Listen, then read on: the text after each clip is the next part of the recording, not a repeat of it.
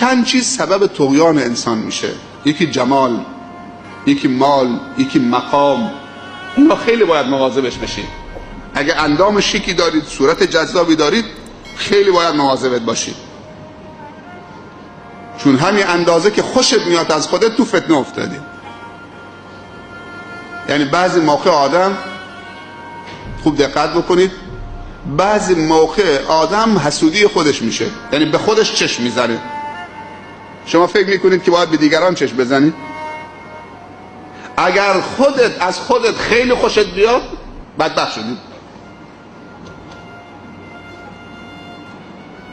چه بهش میگن؟ میگن از خود راضی. خیلی خطرناکه. جلو آینه بیستی، از صورت خودت کیف بکنی، دعای آینه هم نکنی. پیامبر صلی الله علیه و سلم میگه وقتی جلو آینه ایستادید، حرمت آینه رو حفظ بکنید. حرمت آینه چیه؟ آینه داره به تو خدمت میکنه.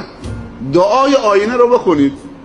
خدایا همینطور که صورت منو زیبا خلق کردید، سیرت منم، اخلاق منم رو زیبا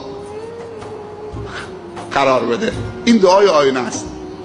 وگرنه آینه کاری دستت میده، طوری مغرورت میکنه آینه. اگه دعا نخوندید که از خود بی خود میشید.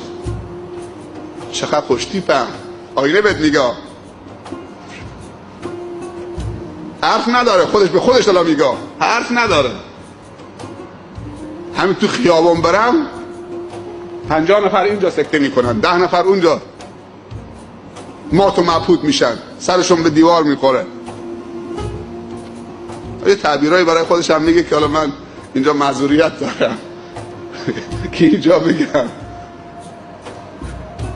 ولی دعای آینه چقدر زیباست. اللهم کما حسنت خلقی فاحسن خلقی.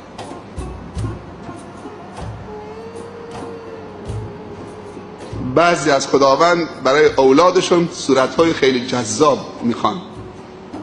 کاری دست بچه‌ت میده، همچین دعایی براش نکن. اون شبم گفتم او خدایا اولاد سالم صالح مصلح بده.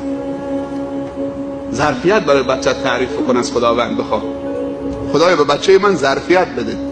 چند چیز سبب طغیان